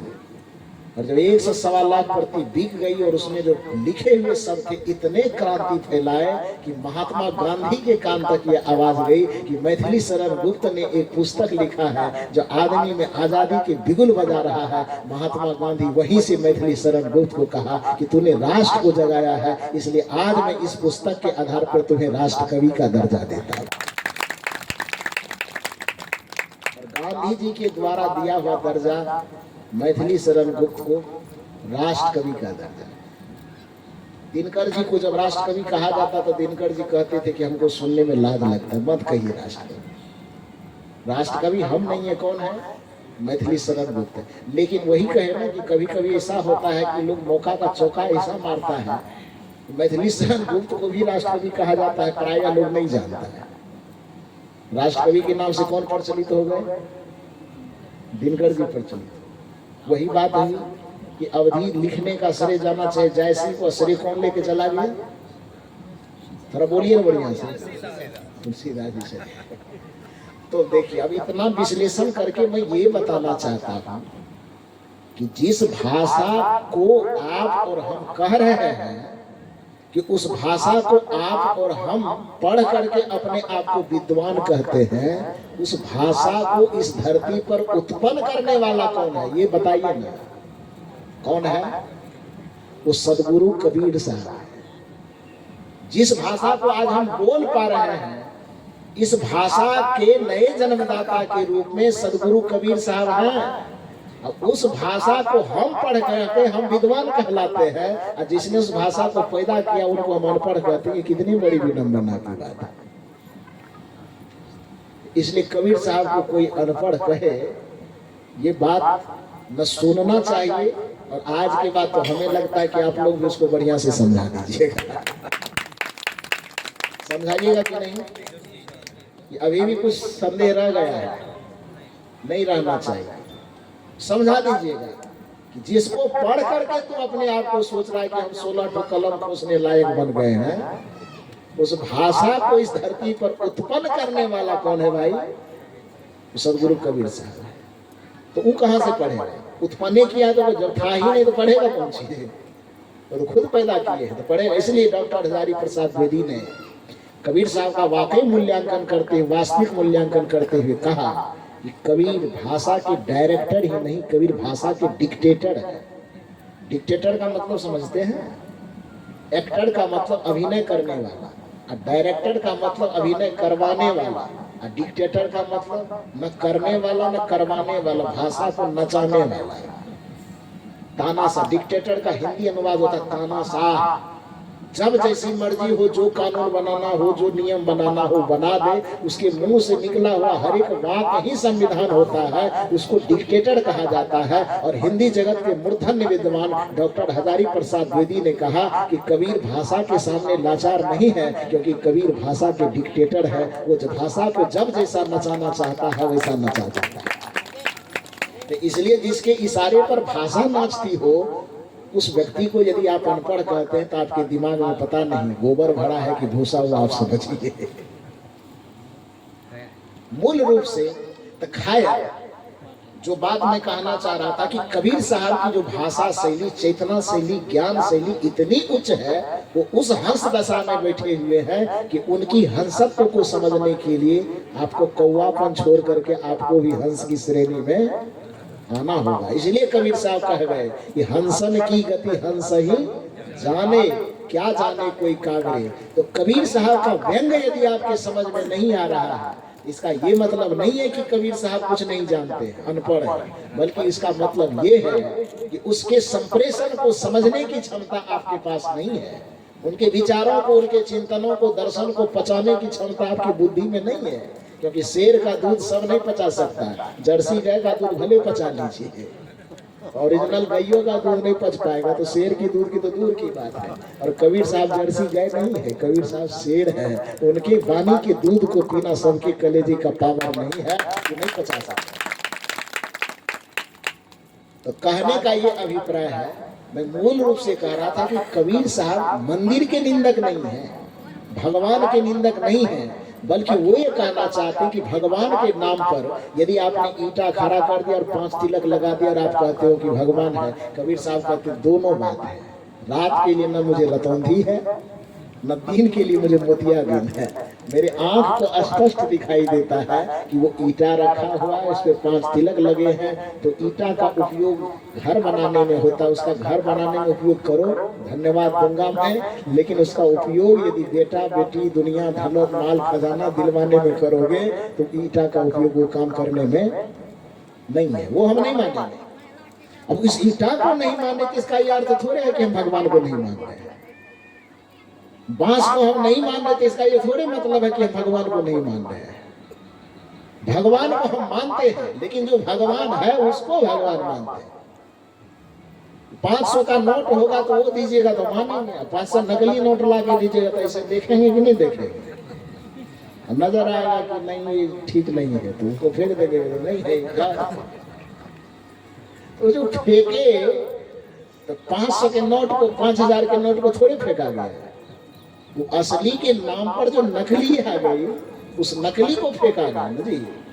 तो नकली फेंकने का मतलब असली की अवहेलना नहीं होती है, बल्कि नकली फेंकने का मतलब असली का इज्जत करना होता है। कबीर साहब ये नहीं कहते हैं कि मैं भगवान को नहीं मानता। कबीर साहब ये कहते हैं कि असली भगवान के नाम पे जो तुम नकलियों का जाल बिछा के रखा है, उस नकली को हम फेंक देने वाले हैं। क्योंकि जब तक नकली को फेंका नहीं जाएगा, आदमी असली भगवान के पास नहीं पहुंच पाएगा। परमात्मा के नाम पर फैले हुए आडंबर को जब तक उघारा नहीं जाएगा, व्यक्ति असली परमात्मा के करीब नहीं पहुंच पाएगा। ईश्वर के नाम पर फैले आडंबर को, अंधविश्वास को जब तक उखाड़ करके नहीं फेंका जाएगा, तब तक आदमी ईश्वर के स्वरूप को समझ नहीं पाएगा। कबीर साहब भगवान के विरोधी नहीं है, बल्कि कबीर साहब भगवान के सबसे बड़े समर्थक हैं। कबीर साहब ईश्वर के विरोधी नहीं है, बल्कि कबीर साहब ईश्वर के सबसे बड़े समर्थक हैं। कबीर साहब राम के विरोधी नहीं है, बल्कि कबीर साहब राम के सबसे बड़े समर्थक हैं। लेकिन कबीर साहब कहते तू तो बस एक दशरथ के पुत्र राम में अटक के रह गया यार। जिस दशरथ ने जिस राम को जन्म दिया तुम उसमें अटक गए। मैं तुम्हें उस भगवान के पास ले जाना चाहता हूँ जो दशरथ का भी भगवान है, जो दशरथ के दादा का भी भगवान। यदि रामे पर से भगवान मानेंगे, राम के बाप का भगवान फिर कौन होगा? राम के दादा का भगवान फिर कौन होगा? राम के नाना जो होंगे उसका भगवान कौन होगा? पूछिए छत्तीसगढ़ वाले से, जब आपको छत्तीसगढ़ वाला देंगे। क्योंकि राम जी का ननिहाल कहाँ है? कहाँ है ननिहाल? छत्तीसगढ़ में। तो नाना सब बताइए कि राम जी के जब चूंकि राम जी के पहले नाना आए होंगे ना, पहले नाना आए होंगे, तब उसकी माँ जन्म ली होगी, तब फिर माँ की शादी हुई होगी, उसके बाद में राम जी जन्म लिए होंगे। यदि भगवान की उत्पत्ति हम राम से ही मानेंगे, तो राम जब नहीं थे इस धरती पर, तब इस धरती पे कोई भगवान था भी नहीं था। अरे मेरी बात समझ रहे कि नहीं समझ रहे? कबीर साहब कहते हैं कि केवल अयोध्या में जो जन्म लिया, भाई प्रगट कृपाला दीन दयाला कौशल्या हितकारी, तुम्हारी दृष्टि उस राम पे जाके अटक गई। मैं उस राम की चर्चा करना चाहता हूँ जो केवल वो दशरथ के बेटा राम नहीं है, बल्कि दशरथ का भी भगवान राम है, जो कौशल्या का भी भगवान राम है, जो कौशल्या के भी नाना होंगे उसका भी भगवान है। उस भगवान तक मैं ले जाना चाहता हूँ जो सबका भगवान है और सबके हृदय में बैठा है। यही बात कहना चाहता। और कबीर साहब ने उस राम की उपासना करने के लिए पूरी दुनिया को बताया। कस्तूरी कुंडल बसे मृग ढूंढे वन माही, ऐसे घट घट। आगे बोल दीजिए आप। राम जी के ननिहाल वाले तो इतना काम भी नहीं कीजिएगा तो कैसे हो? और आप कहते हैं कि कबीर साहब राम को मानते नहीं। अरे कैसे नहीं मानते? वो चिल्ला करके पुकार करके कह रहे कि ऐसे घट घट राम है। और है मतलब नहीं कभी नहीं होता है मतलब हाँ होता है। और आप जबरदस्ती उसके मुंह में ना को डालना चाहते हैं कि कबीर साहब कहे कि ना होता है। कबीर साहब कहे हाँ होता है, आप कहते हैं ना होता है। कैसे होता है? कस्तूरी कुंडल बसे मृग ढूंढे वन माही, ऐसे घट घट राम है दुनिया जानत नहीं। तब ननिहाल वाला हो कि इतना भी नहीं बोलिएगा। अभी जहाँ पर राजनांदगांव में ठेलकाटी के बगल में जो कार्यक्रम हो रहा था, वहाँ एक प्रोफेसर आए हुए थे। वो आए कैसा मिलने के लिए गए, ऊपर में दूसरा मंजिल पर ठहरे हुए थे। तो जैसे गए एक आदमी को लेके गया, उन्होंने कहा गुरुजी मैं सत्संग को कभी नहीं सुनता, सत्संग से मुझे कोई मतलब भी नहीं है, महात्मा लोगों को मैं देखना नहीं चाहता। परसों की ही बात है, मैं यहाँ आ भी नहीं रहा था, लेकिन आपके प्रवचन को मेरे एक मित्र सुन रहे थे। यहाँ से मैं 40 किलोमीटर दूर में था और मेरे मित्र बार बार फोन कर रहे थे कि एक बार आ जाओ यार। तो हम उसको टालने की कोशिश करते थे, अच्छा आएंगे, कह देते थे किसी तरह टल जाए। लेकिन ये आदमी भी जिद्दी, फिर फोन करे आओ, फिर क्या अच्छा देखा जाएगा। लेकिन हमारी मानसिकता में था कि हमको नहीं जाना। लेकिन ये बार बार फोन करे तो डायरेक्ट कहा भी नहीं जाए कि नहीं जाएंगे, तो टालने के लिए कहते थे। और ये भी इतना जिद्दी कि 3 दिन में लगभग 30 से 40 बार फोन कर दिया। और इतना फोन किया तो मुझे लगा कि धूम उसका मन रखने के लिए एक बार जाना चाहिए। गुरुजी आ गए, अनमनस भाव से पंडाल में बैठे। लेकिन आज पहली बार जब आपका प्रवचन, आपका दर्शन, आपका तर्क सुने तो मैं माथा पीट करके रह गया कि मैं कितना बड़ा अभागा था कि इस तरह के प्रवचन को मैं छोड़ा। और जब वो आए तो अकेले आए थे, प्रवचन सुन करके रहा नहीं गया, तो कमरे में गए और उन्होंने अपनी बात रखी जो उसके हृदय का उद्गार था। आंसू बह गया उनकी आंख से और अपना उद्गार प्रकट किया। दूसरे सत्र में जब बैठे तो बैठने के बाद प्रवचन तो 1 घंटा लगभग सुन लिया। अब कुछ भजन लोग गाने के लिए दिए तो उसको लगा कि भजन गाने में 1 घंटा लग सकता है। अब सोचिए कि उसके हृदय में बात कितनी धसी होगी। वो भजन को छोड़ करके उन्होंने सोचा कि प्रवचन तो हम सुन ही लिए, तो बीच में ही उठ गए और अपना 4 चक्का 4 व्हीलर से आए थे। ड्राइवर को कहा कि 4 व्हीलर में बैठो, प्रोफेसर थे वो, 4 व्हीलर पर बैठाए और अपने घर चले गए 40 किलोमीटर दूर। और वो 40 किलोमीटर दूर जाकर के वहाँ अपना पत्नी, बेटा, बेटी, घर में जितना परिवार था, अरे चलो गुरुजी आए हैं भेंट कर ले। पत्नी भी हैरान है कि कैसा आदमी है, आज तक तो सत्संग का नाम सुन करके भैंसा की तरफ भड़कता था।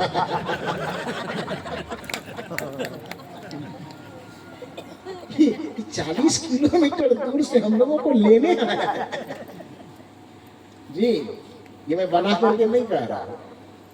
फिर वो 40 किलोमीटर दूर गए, अपने पत्नी, बच्चे, जितने घर में परिवार थे सबको गाड़ी में बिठाए और उसके बाद वहां से फिर 40 किलोमीटर से पत्नी बच्चे को लेकर के आए। और आने के बाद जब बातचीत हुई, उसकी पत्नी भी कहे कि आज मुझे किसी गुरुजी से आपने भेंट करवाया है, पति देवी, इसके लिए आपको मैं बहुत बहुत धन्यवाद देती हूँ। फिर 1 घंटा हम लोगों के बीच में बैठे, बातचीत हुई, थोड़ा हंसी हुआ। तो उसी बीच में प्रोफेसर साहब बोले कि आपको तो राम जी के बारे में कुछ कहना ही होगा, क्योंकि आप राम के ननिहाल में आए हैं। राम का नमक खाए हैं, राम के ननिहाल खाए, तो बोलना तो होगा ही। तो हम भी सोचे थोड़ा मौका पर चौका मारते हैं। तो मैंने कहा चिंता मत कीजिए, आप राम जी के ननिहाल वाले हैं तो हम राम जी के ससुराल वाले हैं। और आपके यहाँ राम जी को चाहे जितना दुलार पुचकार किया जाता हो, हमरा यहाँ राम जी को खूब गाली दी जाती है। और ज्यादा यदि हमको कहीं राम जी कह करके चिढ़ाए, यदि हम अपने पर उतर आए तो इतना गाली से दे धड़ देंगे। क्योंकि जब लड़के की शादी होने के लिए जाती है तो लड़का का बहाना बना के उसका नाना नानी दादा दादी मौसा मौसी सबको गाली से भूतता है। इधर देते हैं नहीं देते हैं? गाली मैंने गलत गाली नहीं देता है, व्यंग कर गाली मैंने गंदा गाली है। क्या बोलते हैं उसको? हाँ हरौनी।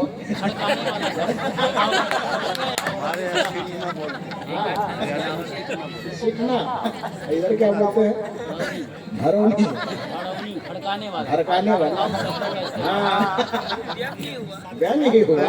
उधर की भाषा में उसको गाली बोल दिए, इधर की भाषा में बोलो तो वही भरौनी भड़कौनी जो भी कहते हैं। तो उससे मैंने कहा कि ज्यादा मुझे छेड़िए मत, क्योंकि आपसे ज्यादा दावा मेरे यहाँ होता है। आप तो राम जी को यहाँ पर बचपन में खिलाए होंगे, लेकिन जब वो युवा अवस्था होकर के जब हमारे इलाके में प्रवेश किए, मेरी माता सीता को कहाँ से लाए? सीता जी का जन्म स्थान बिहार की धरती है, उसी बिहार की धरती मिथिलांचल से आया। तो वो तो हंसी में मैंने उनसे कहा, वो कहा कि नहीं राम जी के ननिहाल में आए हैं, राम जी की धरती पे आके नमक खाए हैं, तो राम जी के बारे में कुछ सुनाना होगा। तो मैंने कहा इतना दावा मत ठोकिए, हम जिस जगह से है ज्यादा दावा मेरा है। कहने का यह अभिप्राय है कि मैं या कबीर साहब इस बात के समर्थक नहीं है कि हम राम को नहीं माने। कबीर साहब इस बात के समर्थक हैं कि राम के नाम पे तू जो आडंबर फैला रहे हो, हम उस राम को नहीं मानेंगे। लेकिन राम को मैं क्या, दुनिया का कोई भी पागल व्यक्ति होगा तो वो राम को मानेगा, लेकिन वो राम को कहीं बाहर में चित्र में मूर्ति में नहीं मानेगा। चित्र में उसका प्रतीक हो सकता है, प्रतीक होना अलग बात है। अब जमीन आपके पास है तो जमीन का नक्शा है कि नहीं? उलझन आएगा तो जमीन का नक्शा निकालिएगा, दुनिया पर काल जो भी होता है लगाइएगा। लेकिन आप इतना बताइए कि जमीन के उलझन को समझने के लिए नक्शा भले ही आप अपने अलमारी में रखे हैं, लेकिन यदि आपको मकई टमाटर धान गेहूं धनिया उपजाना होता है तो वो नक्शे पर उग जाते हैं क्या है? वो उपजाना होता है, बीज लगाना होता है, फसल लगाना होता है, तब कहाँ जाते हैं आप? नक्शा के पास की प्लॉट पर? थोड़ा बढ़िया से बोलिए ना। प्लॉट पर जमीन जिसको कहते हैं, वो जमीन कागज वाला होता है कि ओरिजिनल? ओरिजिनल होता है। अरे भैया जिस समय उलझन पड़ेगी उस समय नक्शा निकाल लेंगे, लेकिन कुदाली चलाना है, हर चलाना है, बीज छींटना है, तो नक्शा को बार बार जाके क्या देख रहे हो? प्लॉट पर चलो ना। मंदिर वाला जो चित्र है वो एक नक्शा है भगवान का। यदि उलझन आएगी तो मंदिर में जाके नक्शा को समझ लेंगे। जब ओरिजिनल भगवान के पास जाना हो तो मंदिर जाने की जरूरत नहीं, वो कबीर साहब का जो हृदय मंदिर है उसमें प्रवेश करना। और कबीर साहब कहते हैं कि ओरिजिनल राम यहाँ है। कस्तूरी कुंडल बसे मिर्ग ढूंढे बनमाही, ऐसे घट घट राम है दुनिया जानत नहीं। जो तिल माही तेल है, जो चकमक में आग, तेरा साईं। अब साईं कहिए कि ईश्वर कहिए कि भगवान कहिए कि परमात्मा कहिए, केवल भाषा का अंतर है, भाव का और तथ्य का कोई अंतर नहीं है। और आप कहते हैं भगवान को मानते नहीं है, कैसे नहीं मानते? जो तिल माही तेल है, जो चकमक में आग, तेरा साईं तुझ में जाग सके तो जग जाइए और भगवान को पा लीजिए, मानने की जरूरत ही नहीं पड़ेगी। तो बहुत बहुत साधुवाद। पता नहीं बोलते बोलते कितनी बातें बोल गए, यदि बुरा लगा हो तो क्षमा कीजिएगा। आपके मस्तिष्क में कहीं यही नहीं लगना चाहिए कि आए थे प्रवचन करने, ये प्रोफेसर की तरह लेक्चर झाड़ने लगे। आदत है ना कभी कभी यूनिवर्सिटी में जाते हैं, वहाँ पर विद्यार्थियों के बीच में अपनी बात रखनी होती है, तो इस जगह आते हैं तो थोड़ा इसकी भी मर्यादा है ना, इस मर्यादा में थोड़ा बन जाता है। तो विद्वानों की सभा जहाँ लगती है तो एक बात आप समझ लीजिए, खौलते हुए पानी में आग से कहा। क्या कहा? शायरी यदि समझते तो समझिए थोड़ा सा। खौलते हुए यानी उबलते हुए, उबलने वाला पानी समझते हैं ना, तो उबलते हुए पानी ने आग से कहा, यदि बर्तन की मर्यादा न होती तो तुम्हें बताता कि तुम्हारी औकात क्या है। तो बर्तन की मर्यादा है कि तू बचा हुआ और हमको खौला रहा है। हम लोगों के पास जो कबीर साहब के खिलाफ में कोई कुछ बोलने के लिए आता है तो यही बर्तन की मर्यादा होती है, जो सामने से बढ़िया से सुरक्षित होके चला जाता। सुरक्षित होने का मतलब ये नहीं कि मर्डर हो जाएगा, मतलब उसको वो व्यंग, वो शैली में हम लोग कुछ कह नहीं पाते। उस शैली को यदि उसे सुनना हो तो थोड़ा सा विद्वानों की वो सभा लगावे, थोड़ा यूनिवर्सिटी का माहौल पैदा करे, तब हम लोगों के सामने थोड़ा सा आ जाए। कबीर साहब अपने जमाने में विद्यालय गए हो कि न गए हो मुझे नहीं पता, विद्यालय था ही नहीं, तो गाछ के नीचे में विद्यालय लगता था, नहीं लगता था। ये प्राथमिक विद्यालय, उच्च विद्यालय, महाविद्यालय बना हुआ था। अरे आम गाछ के नीचे एक शिक्षक बैठ जाते थे, वहीं पर पढ़ते थे। तो विद्यालय था ही नहीं तो लोग विद्यालय जाएगा कहां से भाई, कहां से जाएगा?